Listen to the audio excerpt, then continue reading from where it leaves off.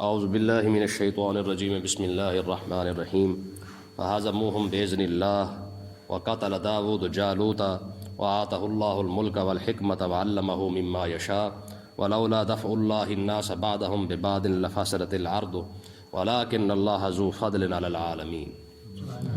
آج اللہ تعالیٰ کے فضل و کرم سے ہمارا دوسرا پارہ مکمل ہو جائے گا اللہ کے فضل سے۔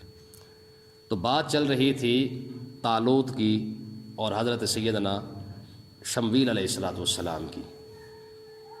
تو جب لشکر آمنے سامنے آ گئے تو انہوں نے کہا کہ اب اتنے بڑے لشکر سے مقابلہ کیسے ہوگا۔ تو جالوت کو ویسے بھی جسمانی لحاظ سے بہت زیادہ طاقت والا تھا اور ویسے بھی بادشاہ بھی تھا وہ، تو انہوں نے کہا اب اس بلا سے ٹکر کون لے گا۔ تو طالوت نے حضرت شمویل علیہ السلام کو کہا کہ آپ اللہ تبارک و تعالیٰ کی بارگاہ میں دعا کریں کہ اللہ تعالیٰ ایک ایسا بندہ عطا فرمائے جو کم سے کم اس کو تو جہنم کے اندر پہنچائے نا۔ تو اللہ تبارک و تعالیٰ نے ارشاد فرمایا کہ حضرت سیدنا جب شمویل علیہ السلام نے جب دعا مانگی تو اللہ تبارک و تعالیٰ نے فرمایا اس کو داؤد علیہ السلام قتل کریں گے۔ حضرت داؤد علیہ السلام کے والد کا نام تھا عیشا، یہ اس وقت جنگ کے اندر شامل تھے اور عیشا کے جتنے بیٹے تھے سارے کے سارے جنگ میں شامل تھے۔ حضرت داؤد علیہ السلام سب سے چھوٹے بھی تھے اور بیمار بھی تھے۔ اس وقت یہ بکریاں چرا رہے تھے، ٹھیک ہے، یاد رکھیں ہر نبی نے بکریاں چرائی ہیں، ہر نبی نے، کوئی نبی ایسا نہیں ہے جس کی ڈیوٹی بکریاں چرانے پہ نہ لگائی گئی ہو، ٹھیک ہے۔ تو ان کو طالوت نے بلایا اور بلا کے کہا داؤد علیہ السلام کو، کہا جی اگر آپ جالوت کو قتل کر دیں تو میں آدھی سلطنت بھی دوں گا اور اپنی بیٹی کا نکاح بھی دوں گا۔ انہوں نے کہا جی ٹھیک ہے۔ تو یہ حضرت داؤد علیہ السلام نا رسے کے اندر نا روڑا باندھ کے نا ایسے گھمایا کرتے تھے، یہ بڑے اس فن کے اندر بڑے ماہر تھے۔ اللہ جانے کیا کہتے ہیں، کیا کہتے ہیں، گھمانی، اچھا۔ تو یہ جب آئے نا جالوت کے سامنے، تو جالوت کو قد کے لحاظ سے بہت بڑا تھا، تو یہ بیمار بھی تھے اور چھوٹے بھی تھے اور چرا بھی ادھر بکرے ہی رہے تھے۔ تو آئے تو انہوں نے کہا، اس نے کہا تو میرا مقابلہ کرے گا؟ آپ نے فرمایا ہاں۔ انہوں نے کہا تو کیسے میرا مقابلہ کرے گا، تیرے پاس تو کچھ بھی نہیں ہے۔ تو انہوں نے وہ روڑا باندھا اس کے رسے کے اندر، ایسے گھما کے جب مارا نا تو وہ یہاں متھے کے نیچے لگا اور پیچھے سے نکل گیا، یہ گرا، وہیں گر کے مر گیا۔ تو جب گرا تو حضرت داؤد علیہ السلام کا روب پوری کی پورے جو لشکر جو لاکھوں کی تعداد میں لائے تھے ساروں کے اوپر پڑ گئے اور سارے کے سارے پھر بھاگنا شروع ہوئے، پھر پوری جنگ شروع ہوئی اور پھر سارے کے سارے جو بھاگ گئے۔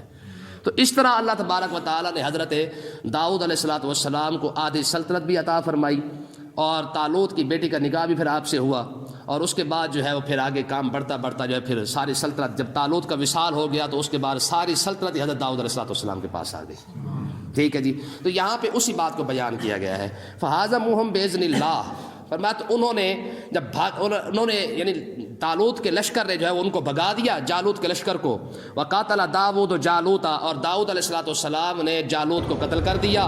وآتہ اللہ الملک والحکمت وعلمہ مما یشاء، اللہ تبارک و تعالیٰ نے داؤد علیہ السلام کو ملک بھی عطا فرما دیا، حکمت بھی عطا فرما دی، وعلمہ مما یشاء، اور جو کچھ اللہ نے چاہا وہ بھی ساتھ سکھا دیا، ٹھیک ہے۔ یہ داؤد علیہ السلام پر کرم نوازیاں ہو رہی ہیں۔ یہ جب جالوت کو داؤد علیہ السلام نے قتل کر دیا، آدھی سلطنت تو آ گئی تھی، تو اللہ تبارک و تعالیٰ نے ارشاد فرمایا ہم نے داؤد علیہ السلام کو سلطنت بھی عطا فرمائی، والحکمت، ہم نے نبوت بھی عطا فرما دی، وعلمہ مما یشاء، اور جو کچھ اللہ نے چاہا وہ بھی سکھا دیا، ٹھیک ہے نا جی۔ دیکھیں کہاں کھڑے تھے اور اللہ تبارک و تعالیٰ نے کہاں سے اٹھا کر جو ہے وہ کہاں تک پہنچا دیا ہے، ٹھیک ہے نا جی۔ بکریاں چرا رہے تھے، تو جیسے میں نے آپ کو بتایا کہ ہر نبی کی یہ ڈیوٹی تھی کہ وہ بکریاں چرایا کرتے تھے، ہر نبی کی، ٹھیک ہے نا جی۔ کیوں؟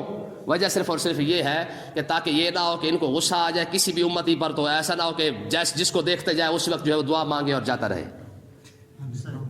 سمجھ آئی کہ نہیں آئی ہے؟ تو اس لیے نا حضرت ابراہیم علیہ السلام نے اللہ کی بارگاہ اقدس میں عرض کی کہ پروردگار مجھے ذرا اپنی کائنات کا مشاہدہ کروا۔ جب آپ پتھر پہ کھڑے ہوئے نا، یہ تو قرآن مجید کی آیت ہے، وَكَذَلِكَ نُرِي إِبْرَاهِيمَ مَلَكُوتَ السَّمَاوَاتِ وَالْأَرْضِ، تو اللہ تبارک و تعالیٰ نے سارے پردے ہی اٹھا دیے۔ تو آپ نے جب دیکھا تو ایک بندہ جو ہے گناہ کر رہا تھا، نبی تھے، جوش آ گیا، کہا مالک تیری نافرمانی کر رہا ہے، اس کو یہیں پہ ختم کر دے، وہیں پہ فوت ہو گیا، وہ مر گیا۔ دوسرے کو دیکھا وہ گناہ کر رہا تھا، اس کے لیے بھی دعا کر دی، وہ بھی وہیں پہ مر گیا، ٹھیک ہے۔ تو اللہ تبارک و تعالیٰ نے فرمایا میرے ابراہیم کس کس کے لیے دعا کرے گا؟ کہا مالک جو تیری نافرمانی کرے گا میں کیسے برداشت کروں؟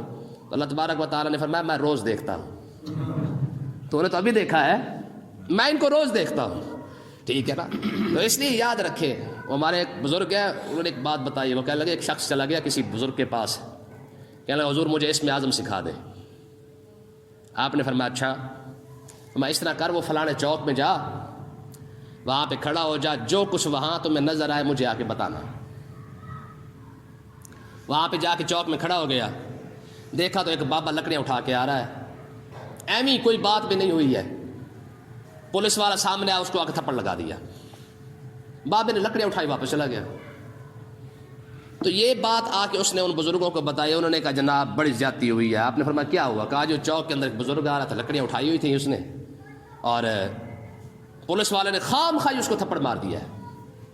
آپ نے فرمایا پھر؟ کہا جی انہوں نے لکڑیاں اٹھائی ہیں، چپ کر کے چلے گئے۔ آپ نے فرمایا تیرے پاس اگر اسم اعظم ہوتا کیا کرتا؟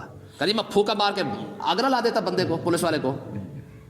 اتنی بڑی زیادتی باپے کے ساتھ کر دی اس نے، اور ناجائز کر دی ہے۔ تو بزرگوں نے فرمایا مجھے اسم اعظم سکھانے والا وہ لکڑیوں والا بابا تھا، مجھے اسی اسم اعظم سکھایا جس نے تھپڑ کھا کے چپ کر کے واپس چلا گیا ہے، کہ جب اللہ تعالیٰ عطا فرماتا ہے تو پھر حوصلہ بھی۔ میں کل ایک شخص سے بات کر رہا تھا، تو میں نے کہا بھائی جب بڑا بننا ہے نا تو بڑا بننے کے لیے حوصلہ بھی بڑا کرنا پڑتا ہے۔ یہ واٹس ایپ پہ مجھ سے ایک بندے نے سوال پوچھا، کہہ دیجیے غسل کے فرض کتنے ہیں؟ میں نے کہا 3۔ کہہ جی تھی مولوی بڑے پھر دیو غسل فرض، میں نے پتا کہ 7 نے۔ میں نے کہا ٹھیک ہے بھی 7 ہی ہوگی، ہم نے تو تھوڑے پڑھے، چلو تو نے زیادہ پڑھے ہوں گے۔ اب کیا کر سکتے ہیں؟ مطلب یہ ہے کہ جب بڑا بننا ہے تو پھر بڑا بننے کے ساتھ حوصلہ بھی بڑا کرنا پڑتا ہے، ٹھیک ہے نا جی؟ تو اللہ تبارک و تعالیٰ نے یہ میں نے آپ کو بتایا کہ آقا علیہ السلام نے فرمایا ہر نبی کے ڈیوٹی لگائی اللہ تعالیٰ نے بکریاں چرانے پر۔ یہ امام شارانی نے بڑی خوبصورت ایک بات لکھی ہے، شعیب علیہ السلام نا بڑا رویا کرتے تھے، تو ایک مرتبہ جبریل علیہ السلام کو رب نے بھیجا، فرمایا میرے شعیب سے پوچھ کیوں روتا ہے؟ جنت کی خاطر روتا ہے تو میں دے دیتا ہوں، جنت کا ہی مسئلہ ہے تو پھر یہ تو کوئی بات ہی کوئی نہیں ہے۔ تو جناب جبریل علیہ السلام نے آ کے عرض کی، سلام عرض کیا، عرض کی حضور رب فرما رہا ہے اگر جنت کی خاطر روتے ہیں تو ہم عطا فرما دیتے ہیں۔ تو شعیب علیہ السلام نے عرض کی، فرمایا جبریل اللہ کی بارگاہ میں عرض کر تیرا شعیب جنت کی خاطر نہیں روتا ہے جی۔ تو پھر فرمایا جی اگر آپ جہنم کے ڈر سے رو رہے ہیں تو پھر ہم آپ کو جہنم سے بھی آزاد کر دیتے ہیں، وہ بھی آپ کو گارنٹی مل گئی کہ آپ جہنم سے آزاد ہیں۔ تو کہا میرے مالک میں تو جہنم کی خاطر بھی نہیں روتا۔ کہا پھر کیوں روتے ہو؟ کہا میرا رونا محض تیری خاطر ہے، میں نہ جنت کی وجہ سے رویا ہوں نہ میں جہنم کے ڈر سے کبھی رویا ہوں، میرا ایک ایک آنسو جتنے بھی نکلے محض تیری رضا کی خاطر نکلے، مجھے نہ جنت کا لالچ ہے نہ جہنم کا ڈر ہے، ٹھیک ہے نا جی؟ تو اللہ تبارک و تعالیٰ نے فرمایا پھر جانتے ہو ہم نے تجھے صلہ کیا دیا ہے اس کا؟ میری خاطر رویا ہے نا، اور میری خاطر روتا ہے تو ہم نے پتہ تجھے کیا صلہ دیا ہے؟ کہا پروردگار کیا دیا ہے؟ فرمایا ہم نے اپنے کلیم اللہ کو مصر سے بھیج کے تیری بکریاں چروائی ہیں۔ کیوں جی؟ مصر کے بھیجا کلیم اللہ کو اسپیشلی، جا میرا شعیب کیونکہ میری خاطر روتا رہا ہے تو جا کے اس کی بکریاں چرا، ٹھیک ہے نا جی؟ تو 8-10 سال حضرت شعیب علیہ السلام کی بکریاں نہیں چرائی موسیٰ علیہ السلام نے، تو یہ ہر نبی کی ڈیوٹی لگی ہے بکریاں چرانے کی۔ تو اللہ تبارک و تعالیٰ نے ارشاد فرمایا وَآتَهُ اللَّهُ الْمُلْكَ وَالْحِكْمَةَ وَعَلَّمَهُ مِمَّا يَشَاءُ، فرمایا کہ اللہ تبارک و تعالیٰ نے داؤد علیہ السلام کو ملک بھی عطا فرما دیا، بادشاہی بھی، اب نبوت بھی عطا فرما دی، وَعَلَّمَهُ مِمَّا يَشَاءُ، اور جو کچھ اس نے چاہا وہ بھی سکھا دیا۔ اب کیا سکھایا؟ یہ تو سکھانے والا جانتا ہے یا پھر سیکھنے والا جانتا ہے، سمجھ آئی نا؟ قرآن مجید نے فرمایا الرحمن علم القرآن، یہ رحمان ہی ہے جس نے اپنے محبوب کو قرآن سکھایا ہے۔ وَعَلَّمَكَ مَا لَمْ تَكُنْ تَعْلَمْ، محبوب جو بھی آپ نہیں جانتے تھے ہم نے آپ کو سب کچھ سکھا دیا ہے، ٹھیک ہے نا جی؟ آگے دیکھیں جی، وَلَوْلَا دَفْعُ اللَّهِ النَّاسَ بَعْضَهُمْ بِبَعْضٍ لَفَسَدَتِ الْأَرْضُ، یہاں پہ جہاد کیوں فرض ہوتا ہے، کیوں کیا جاتا ہے، اس کی وجہ بیان کی جا رہی ہے۔ فرمایا کہ اگر اللہ تبارک و تعالیٰ لوگوں کو دوسرے لوگوں سے دور نہ کرے تو لفسدت الارض، زمین تو برباد ہو جائے گی۔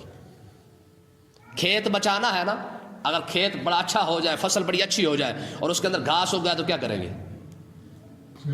فصل بچانے کے لیے گھاس تو کاٹنا پڑے گا، ہے جی؟ اگر جسم کے اوپر کوئی پھوڑا نکل آئے تو جسم کو بچانے کے لیے آپریشن تو کروانا پڑے گا، ہے جی؟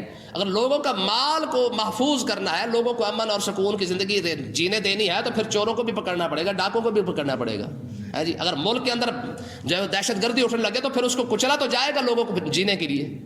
تو یہ وجہ ہوتی ہے جہاد کیوں فرض ہوتا ہے کہ جیسے کوئی سرکش، کوئی مغرور شخص یا کوئی جماعت ایسی دہشت گرد اٹھتی ہے تو اس کا سر کچلنا اس لیے ضروری ہوتا ہے کہ شریف لوگ جو ہے وہ سکون سے زندگی گزار سکیں۔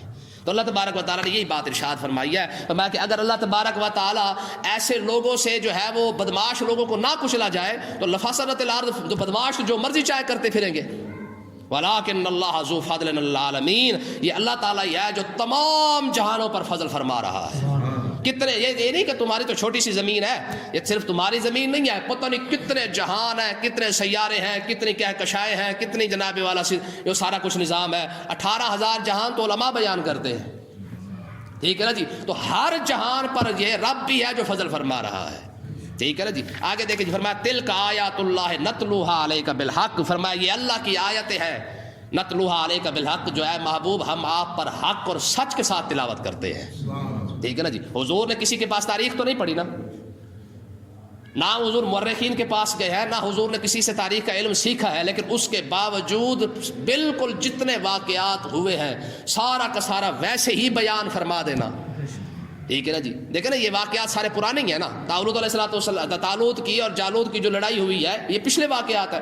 داؤد علیہ السلام کی سلطنت ملنا، یوسف علیہ السلام کا واقعہ ہو گیا، نوح علیہ السلام کا واقعہ ہو گیا، یہ سارے وہ واقعات ہی ہیں جو پہلے گزرے ہیں، لیکن حضور علیہ السلام نے ویسے بیان فرمایا ہے جیسے ہوا ہے۔ آقا علیہ السلام تشریف فرمائے، ایک شخص آ گیا، کہا یا رسول اللہ مجھے سواری عطا فرمائے، مجھے سواری عطا فرمائے۔ آقا علیہ السلام نے فرمایا کچھ اور مانگ۔ صحابہ کرام بیٹھے ہوئے تھے، اس نے کہا یا رسول اللہ مجھے نا اونٹنی دے دے اور وہ بھی دودھ والی دے دے، یعنی اونٹنی بھی ہو دودھ بھی دیتی ہو۔ حضور نے فرمایا کچھ اور مانگ، کہہ لیں جی کجاوا بھی ساتھ دے دیں۔ صحابہ کرام کہتے ہیں کہ ہم نے کہا واہ بھی واہ تیرے مانگ رہے، اللہ کے بندے تو کس سے مانگ رہا، تجھے پتہ ہی کوئی نہیں ہے، ابھی مانگی جا رہا ہے۔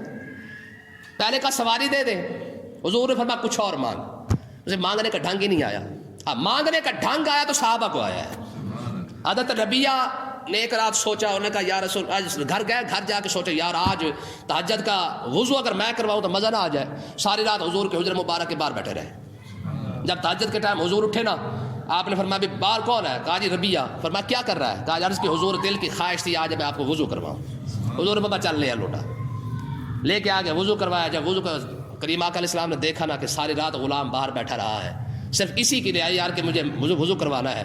حضور نے وضو کرتے ہی فرمایا سل یا ربیہ، فرمایا مانگ ربیہ کیا مانگتا ہے، کیا مانگا ہوگا؟ اٹھ کجاوے نہیں، کیونکہ وہ مزاج شناس نبی تھے، ٹھیک ہے نا، وہ آقا علیہ السلام کے مزاج کو سمجھتے تھے وہ لوگ، ٹھیک ہے نا۔ اب صحابی رسول ہے، کیا مانگا انہوں نے کہا جی اسالو کا مرافقتک فی الجنہ، حضور جنت بھی عطا فرما دے، اپنے ساتھ عطا فرما دے، کیونکہ جنت تو 7-8 ہے، تو ایسا نہ ہو کہ ہم پیچھے والی جنت میں پڑے۔ حضور جہاں اسالو کا مرافقتک، جہاں آپ رہے وہیں۔ جب اس نے کجاوا مانگا اور دودھ والی اونٹنی مانگی نا، حضور نے فرمایا جا تجھے مانگنا ہی نہیں آیا، حضور نے خود ہی فرما دیا۔ تو اس بڑھیا سے بھی گیا گزرا ہے، اس بڑھیا سے بھی گیا گزرا ہے جو یوسف علیہ السلام کے دور میں تھی، موسیٰ علیہ السلام کے دور میں تھی، موسیٰ علیہ السلام کے۔ صحابہ کرام نے اس بات کو نوٹ تو کر لیا، اب اس وہ تو چلا گیا۔ صحابہ کرام نے پوچھا یا رسول اللہ وہ بڑھیا والی کیا بات تھی؟ تو آقا علیہ السلام نے ارشاد فرمایا موسیٰ علیہ السلام جب فلسطین سے مصر سے چلے نا بنی اسرائیل کو لے کر، تو راستے میں اندھیرا ہو گیا، تو موسیٰ علیہ السلام نے فرمایا کہ اس طرح کرو، یہ اندھیرا کیوں ہوا، علماء کو بلاؤ۔ تو 300 علماء بلائے گئے، 300 علماء۔ ہاں بھی اندھیرا کیوں ہوا ہے یار، خود کلیم اللہ ہے، لیکن مسئلے کے حل کے لیے کہا گیا علماء کو بلاؤ۔ آج ہماری قوم ساری آپ پہ مفتی ہے، ہائے ہائے ہائے، کہا علماء کو بلایا گیا، 300 علماء اکٹھے ہوئے، ہاں بھائی کیوں اندھیرا ہوا ہے؟ تو علماء نے کہا کہ جناب یوسف علیہ السلام کی وصیت تھی جب یہاں سے جانا مجھے ساتھ لے کے جانا، تو ہم کیونکہ کلے کلے جا رہے ہیں تو انہوں نے اندھیرا کروا دیا ہے، اندھیرا کروا دیا ہے۔ کہا جی یوسف علیہ السلام کی میت کو ساتھ لے کے جانا ہے۔ کہا پھر اب کہاں ڈھونڈے؟ کہا پھر ایسا یہ تو پرانا کوئی بابا ڈھونڈے جو ہمیں بتا سکے۔ تو پتہ کرنے پر پتہ چلا بابا تو کوئی نہیں، ایک پرانی اماں ہے جی، وہ بالکل پرانی، وہی بتا سکتی ہے، لیکن مسئلہ یہ بنا ہے کہ آنکھوں سے جو ہے وہ نابینا ہو چکی ہے۔ موسیٰ علیہ السلام اس کے پاس تشریف لائے، آپ نے فرمایا کہ اماں یوسف علیہ السلام کی قبر کا پتہ ہے؟ کہا ہاں پتہ ہے۔ کہا پھر بتا دے۔ کہا ایسے تھوڑی بتا دوں، ایسے سستا سودا ہے، نبی کے بارے میں پوچھ رہا ہے اور وہ نبی ہی پوچھ رہا ہے. اتنا سستا سودا تو نہیں نا ہمیں خام خواہ ویلے ویلے دے دو. ٹھیک ہے نا جی. مانگنے کا ڈھنگ نا کسی کسی کو آتا ہے. کہا اما کیا چاہیے؟ کہا پہلے تو بینائی چاہیے, اس کے بعد جنت میں تیری کوٹھی کے ساتھ کوٹھی بھی چاہیے. لا 2 وعدے کر, جہاں تیری کوٹھی ہوگی میری بھی ساتھ ہو. اسے پتہ ہے کہ نبیوں کا مقام جتنا بڑا ہے تو نبی کا آگے جنت کے اندر رہائش بھی تو اتنی بڑی ہوگی نا, ہے جی. جب ایک عام جنتی کو یار روئے زمین سے زیادہ مل جائے تو آپ سوچ سکتے ہیں کہ نبی کو رب کتنا عطا فرمائے گا. یہ 2 باتیں کر, ایک تو آنکھیں عطا فرما, اس کے بعد اپنی کوٹھی کے ساتھ کوٹھی بنوا, وہ بھی جنت میں. تو جب یہ بات ہوئی تو اللہ تبارک و تعالیٰ نے جناب جبریل کو بھیجا, فرمایا موسیٰ جو مانگتی ہے دے دے. تو آپ نے دعا مانگی موسیٰ علیہ السلام نے, اللہ تعالیٰ نے آنکھیں بھی عطا فرما دی, موسیٰ علیہ السلام نے جنت کا وعدہ بھی کر دیا. پھر اس نے آ کے بتایا, اس نے کہا یہ قبر ہے. ٹھیک ہے نا جی. علماء فرماتے ہیں, کہتے ہیں جی ہم نے موسیٰ علیہ السلام کو عرض کی جی ہم نے زیارت کرنی ہے, کیونکہ بہت سارا فاصلہ 600-700 سال کا فاصلہ ہے. تو جب کہتے ہیں تابوت کو کھولا گیا زیارت کرنے کے لیے تو اتنا نور نکلا کہ جتنے بندے کھڑے تھے سارے کے سارے حیران رہ گئے. تو 300 علماء نے کہا, انہوں نے کہا موسیٰ اگر یوسف علیہ السلام اتنے خوبصورت ہے تو آپ سوچیں کہ آخری نبی محمد مصطفیٰ کتنے خوبصورت ہے. سمجھ آئی کہ نہیں آئی ہے؟ تو اللہ تبارک آقا علیہ السلام نے یہ بات ارشاد فرمایا, جا تو اس مئی سے بھی گیا گزرا ہے, تجھے مانگنا نہیں آیا ہے. امام الانبیاء کے سامنے کھڑا ہو کے تو دودھ والی اونٹنی مانگی جا رہا ہے, کجابے مانگی جا رہا ہے. وَإِنَّكَ لَمِنَ الْمُرْسَلِينَ, اللہ تبارک و تعالیٰ نے ارشاد فرمایا میرے محبوب تو رسولوں میں سے ہے جی. رب فرمایا یار آپ رسولوں میں سے ہے. ایک یہاں پہ لفظ ہے اِنَّكَ لَمِنَ الْمُرْسَلِينَ, ایک سورۃ یاسین کے اندر یاسین والقرآن الحکیم اِنَّكَ, رب قرآن کی قسم کھا کے فرما رہا ہے, فرمایا محبوب رب کو قرآن کی قسم ہے تو واقعی رسولوں میں سے ہے. تو یہ سارے واقعات چل رہے ہیں. آج اللہ کے فضل سے ہمارا دوسرا پارہ بھی مکمل ہو گیا ہے, الحمدللہ رب العالمین.